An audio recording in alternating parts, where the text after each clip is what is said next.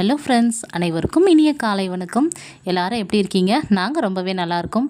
நீங்களும் உங்கள் வீட்டில் இருக்கிற எல்லாருமே ஹாப்பியாகவும் ஹெல்த்தியாகவும் இருப்பீங்கன்ற நம்பிக்கையோட இன்னைக்கான விழாக்குள்ளே போயிடலாம்.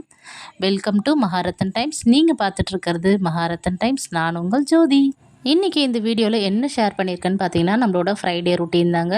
அது மட்டும் இல்லாமல் நம்ம வீட்டில் எப்படி பாசிட்டிவிட்டியை அதிகப்படுத்துறது, எந்த மாதிரியெல்லாம் நம்ம வீட்டில் வந்து ஃபாலோ பண்ணோம் அப்படின்னா நம்ம வீட்டில் எப்போவுமே பாசிட்டிவிட்டி நிறைஞ்சு இருக்கிறதுக்கு நம்ம என்ன ஃபாலோ பண்ணணும் அப்படிங்கிறத நான் உங்கள் கூட ஷேர் பண்ணியிருக்கேன்.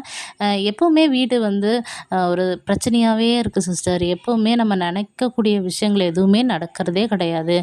நான் ஒன்று நினைப்பேன், ஆனால் நடக்கிறது ஒன்றா இருக்கும். நல்லா எழுந்திருப்போம், ஆனால் வீட்டில் வந்து ஏதோ ஒரு சண்டை, இந்த மாதிரியான பிரச்சனைகள் எல்லாம் போயிட்டே இருக்குது அப்படின்னா நம்ம வீட்டில் என்னென்னலாம் ஃபாலோ பண்ணோம் அப்படின்னா இந்த மாதிரியான பிரச்சனைகள்ல இருந்து நம்ம தவிர்த்து நம்மளோட வாழ்க்கையை வந்து கொஞ்சம் சுமூகமாக வாழலாம் அப்படிங்கிறதுக்கான ஒரு சின்ன சின்ன டிப்ஸ் தான் நான் உங்கள் கூட ஷேர் பண்ணியிருக்கேன். அது மட்டும் இல்லாமல் என்னோட பூஜா ரொட்டீனையும் உங்கள் கூட ஷேர் பண்ணிக்கோங்க. பூஜை பண்ணுறப்ப நான் என்னென்ன விஷயங்கள் ஃபாலோ பண்ணுறேன் அப்படிங்கிறதையும் நான் உங்கள் கூட ஷேர் பண்ணியிருக்கேன். ஃப்ரைடே நாளே முந்தின நாளே வீடு ஃபுல்லாக க்ளீன் பண்ணிவிட்டு மாப் பண்ணுறது, பூஜை ரூம் க்ளீன் பண்ணுறது, பூஜை பாத்திரங்கள் கழுவுறது, இது எல்லாமே க்ளீன் பண்ணி வச்சுட்டு ஃப்ரைடே காலையில் எழுந்திரிச்சோம் அப்படின்னா வீடு நல்லா நீட்டாக இருக்கணும். காலையில் எழுந்திரிச்சு குளிச்சுட்டு அப்படியே பூஜை பண்ணுற மாதிரி இருந்தது அப்படின்னா ரொம்பவே நல்லது. நான் அப்படி தான் ஃபாலோ பண்ணுவேனே. ஃப்ரைடே பூராவுமே வீட்டுக்குள்ளே பெருக்கவே மாட்டேன். ஏன்னா வந்து தேர்ஸ்டே நைட்டு தான் வீடு ஃபுல்லாக மாப் பண்ணுவோம். அப்படிங்கிறப்ப வெள்ளிக்கிழமை காலையில் எழுந்திரிச்சோடனே நம்ம பூஜை பண்ணிட்டோம் அப்படின்னா அன்றைக்கி நாள் பூராவுமே அந்தளவுக்கு ரொம்ப எதுவுமே டஸ்ட் ஆகாது. ஏன்னா எல்லாமே முடிச்சுட்டு பூஜை முடிச்சுட்டு டைரெக்டாக அப்படியே எல்லாருமே ஸ்கூலுக்கு போயிட்டு ஈவினிங் தான் வருவோம். அது வரைக்கும் வீட்டில் எல்லாமே வச்ச இடத்துல தாங்க இருக்குமே. அந்த மாதிரி நம்ம பூஜை பண்ணுறோம் அப்படின்னா முந்தின நாளே எல்லாமே ரெடி பண்ணிட்டோம் அப்படின்னா காலையில் எழுந்து நம்ம வந்து அப்படியே குளிச்சுட்டு நம்ம வந்து பீஸ்ஃபுல்லாக வந்து நம்ம பூஜையை வந்து முடிச்சிக்கலாம். காலையில் எழுந்ததும் கீழே வாசல் மட்டும் பெருக்கி கோலம் போட்டுட்டு அதோடு வந்து குளிச்சுட்டு பூஜையை முடிச்சுட்டு சமையல் வேலை ஸ்டார்ட் ஆயிடுச்சுங்க. ஃப்ரைடே அப்படின்னாவே நம்ம வந்து வீட்டுக்கு வந்து ஒரு சாம்பிராணி போடுறது, அதுக்கப்புறம் பூஜை பண்ணுறது. முக்கியமாக பூஜை பண்ணுறப்ப நம்ம வந்து எல்லாருமே வந்து அந்த மணி ஆட்டுவோம் இல்லைங்களா, அது ரொம்ப ரொம்ப நல்லது. அந்த மணி ஆட்டுறப்ப அந்த ஒளியும் அதே போல் தீபம் தினமும் ஏற்றிட்டு வந்தோம் அப்படின்னா காலை மாலை 2 வேளையுமே தீபம் ஏற்றுறது ரொம்ப நல்லதுன்னு சொல்லுவாங்க. நம்ம வந்து வீட்டில் காமாட்சி அம்மன் விளக்கு வச்சுருக்கோம் இல்லைங்களா, அந்த விளக்கு தான் சொல்கிறேனே. அந்த விளக்கு வந்து தினமுமே ஏற்றுறது ரொம்ப நல்லது. காலையில் மாலையில் 2 வேளை ஏற்றுறது ரொம்ப ரொம்ப சிறப்புங்க. தினமுமே மணி ஆட்டி சாமி கும்பிடுவாங்க சில பேர்லாம் பார்த்திங்கன்னா. அந்த ஓசை வந்து கேட்டுது அப்படின்னாவே வீட்டில் இருக்கக்கூடிய அந்த நெகட்டிவிட்டி எல்லாமே வந்து போயிடும் அப்படின்வாங்க. அதனால் தினமுமே பூஜை பண்ணுறப்ப நம்ம வந்து பார்த்திங்கன்னா நெய் தீபம் காமிச்சிட்டு கூட, அதாவது கற்பூர ஆராதனை காமிக்காமல் நெய் தீபம் காமிச்சிட்டு கூட நம்ம வந்து அந்த மணி ஓசையை வந்து எழுப்பணும் அப்படின்னா ரொம்பவே நல்லது. அதே போல் தினமுமே ஒரு 2 to 3 ஹவர்ஸ் ஆச்சும் வந்து தீபம் ஏற்றி வைக்கணும். காலையில் ஒரு 2 மணி நேரம், இல்லை ஈவினிங் ஒரு 3 மணி நேரம், அந்த மாதிரி ஒரு 5 மணி நேரம் கூட ஏற்றலாம். நான் வந்து காலையில் ஈவினிங் எப்போவுமே வந்து அந்த தீபம் ஏற்றுற பழக்கம் வந்து எங்கள் வீட்டில் இருக்குது. காமாட்சி அம்மன் விளக்கு ஏற்றிடுவோம். காலையில் ஏற்றினோம் அப்படின்னா அது கண்டிப்பாக ஒரு நாங்கள் கிளம்புற வரைக்கும், ஸ்கூலுக்கு கிளம்புற வரைக்குமே அந்த விளக்கு வந்து எரிஞ்சிக்கிட்டு தான் இருக்கும். அதுக்கப்புறம் தான் குளிர வைப்பேனே. அதோட ஈவினிங் ஒரு 5:45க்கு விளக்கு ஏற்றணும் அப்படின்னா அது 9 மணி வரைக்கும் அந்த தீபம் வந்து எரிஞ்சிக்கிட்டு தான் இருக்கும். அதுக்கப்புறம் அதை வந்து பார்த்திங்கன்னா மலை ஏற்றிட்டு நாங்கள் வந்து தூங்க போயிடுவோம். வீட்டில் சுச்சுவேஷன் சரியில்லை அப்படின்னா தினமுமே நம்ம வீட்டில் காலையில் மாலையில் தீபம் ஏற்றிட்டு ஊதுவத்தி ஏற்றி காமிச்சிட்டு சாமிக்கு வந்து இந்த மாதிரி நம்ம பண்ணிட்டு வந்தோம் அப்படின்னாவே நமக்கு ஒரு பாசிட்டிவிட்டி க்ரியேட் ஆகும். அதே மாதிரி ஒரு மன அமைதி கிடைக்குங்க. அதை நீங்கள் ரெகுலராக ஃபாலோ பண்ணி பாருங்கள். கண்டிப்பாக உங்களுக்கு அதோட ரிசல்ட் வந்து கண்டிப்பாக கிடைக்கும். அதே போல் வீட்டில் நெகட்டிவிட்டி இல்லாமல் பாசிட்டிவிட்டி அதிகமாக க்ரியேட் பண்ணோம் அப்படின்னா வீட்டில் எப்போவுமே அதிகமான அளவு பிளான்ஸ் வைக்கணும். அதாவது நான் எந்த மாதிரி பிளான் சொல்கிறேன் அப்படின்னா மணி பிளான்ட், ஸ்னேக் பிளான்ட், அந்த ஸ்பைடர் பிளான்ட் எல்லாம் சொல்லுவாங்க இல்லைங்களா, இந்த மாதிரி ஆக்சிஜன் அதிகமாக கொடுக்கக்கூடிய பிளான்ட்ஸ், இன்டோர் பிளான்ட்ஸ். நம்ம வீட்டுக்குள்ளே எந்த மாதிரியான செடியெல்லாம் வைக்க முடியுமோ அந்த மாதிரி செடி எல்லாமே நம்ம வீட்டுக்குள்ளே வச்சு நம்ம வந்து நல்லா வளர்த்துட்டு வந்தோம் அப்படின்னா அந்த டென்ஷன் வந்து இருக்கவே இருக்காது. நம்ம ஏதோ ஒரு டென்ஷனில் சில விஷயம் பார்க்குறோம் அப்படின்னா அந்த பிளான்ட்ஸை பார்த்த உடனே நமக்கு வந்து மைண்ட் டைவர்ட் ஆகிட்டு அந்த டென்ஷன் வந்து கொஞ்சம் கம்மியாயிடும். நம்மளுக்கு ஒரு ஸ்ட்ரெஸ் பஸ்டர் மாதிரி தான் நம்மளோட வீட்டில் வந்து இந்த செடியெல்லாம் வளர்க்குறதுங்க. இந்த செடி வளர்க்குறப்ப எல்லாமே வந்து எங்கே வைக்கணும் அப்படின்னு பார்த்தீங்கன்னா விண்டோஸ் எங்கே இருக்கோ அந்த விண்டோ ஓரமாக வைக்கணும். ஏன்னா செடிக்கு சன்லைட் ரொம்ப அவசியம். அப்படிங்கிறதுனால மணி பிளான்ட்டுக்கு அந்த அளவுக்கு இல்லை, வாரத்துக்கு ஒரு முறை மட்டும் நம்ம வெளியே எடுத்து வச்சு உள்ளே வச்சோம் அப்படின்னா ஓகேவாக தான் இருக்குமே. அது வளர்க்குறது அந்தளவுக்கு ரொம்ப மெயின்டைன் பண்ணுறதெல்லாம் கஷ்டம் கிடையாது. நான் வந்து சேமியா பண்ணியிருக்கேன். சேமியால வந்து கேபேஜ், கேப்சிகம் இது எல்லாமே போட்டு பண்ணியிருக்கேன். அதோட ஒரு உருளைக்கிழங்கும் போட்டிருக்கேங்க. இதில வந்து கரம் மசாலா சேர்த்துருக்கேன்.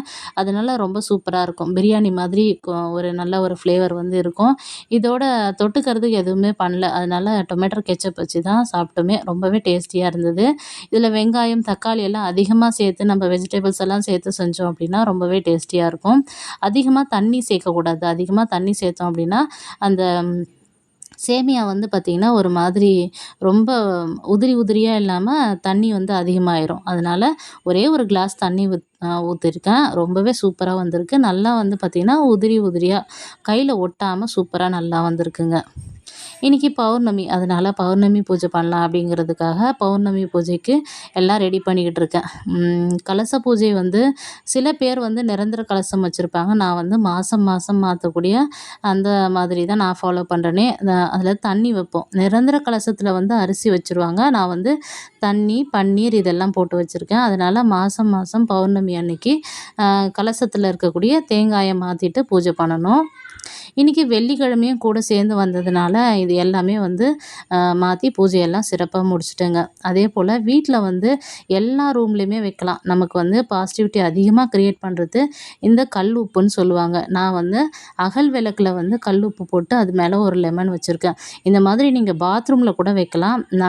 நம்ம வீட்ல இருக்கக்கூடிய நெகட்டிவிட்டி எல்லாத்தையுமே அப்சர்வ் பண்ணும். நல்ல ஒரு பாசிட்டிவிட்டிய வந்து கிரியேட் பண்ணுங்க. அதனால எல்லா ரூம்லயுமே வந்து நம்ம வந்து அந்த சால்ட் கிடையாது, கல்லுப்பு தான் போட்டு வைக்கணுமே.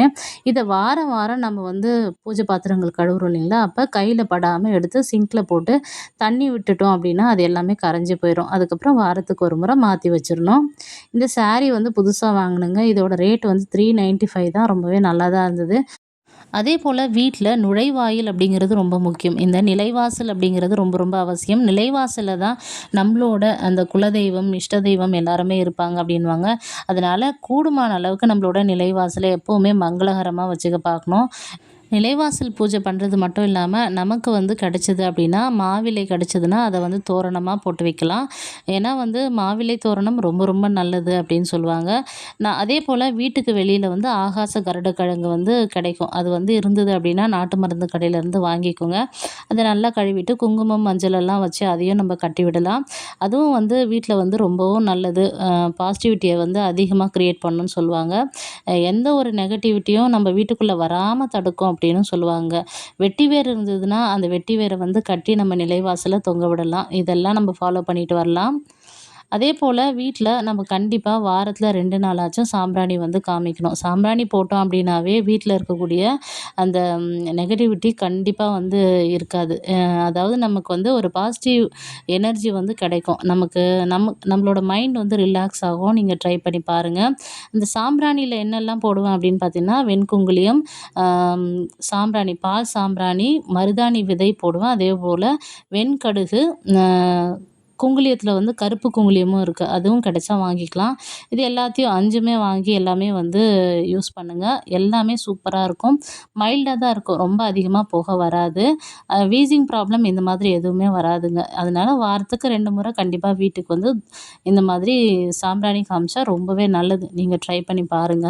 வீட்ல குழந்தைங்க இருக்காங்க அப்படின்னா, அவங்களுக்கு தோஷம் தாங்காம இருக்கிறது கூட இந்த மாதிரி சாம்பிராணி போடுவாங்க. தலைக்கு குளிக்க வச்சா குழந்தைங்கள்லேருந்து பெரியவங்க வரைக்குமே சாம்பிராணி போடுறது ரொம்பவே நல்லதுன்னு சொல்லுவாங்க. பூஜை பண்ணுறப்ப காலையில், ஈவினிங் டைமில் 1 மணி நேரமாச்சும் நம்ம வந்து கடவுளோட பாடல்கள் போட்டு விட்டுட்டு கேட்கலாம். அதுவுமே ரொம்பவே நல்லது. வீட்டில் வந்து ஒரு நல்ல ஒரு பாசிட்டிவிட்டியை வந்து கிரியேட் பண்ணும். இந்த மாதிரி தாங்க நான் ஃபாலோ பண்ணுறேன். இந்த ஃப்ரைடே பூஜை எல்லாமே முடிச்சுட்டு நானும் கிளம்பிட்டேன். அடுத்த ஒரு இன்ட்ரெஸ்டிங்கான வீடியோவில் பார்க்கலாம்.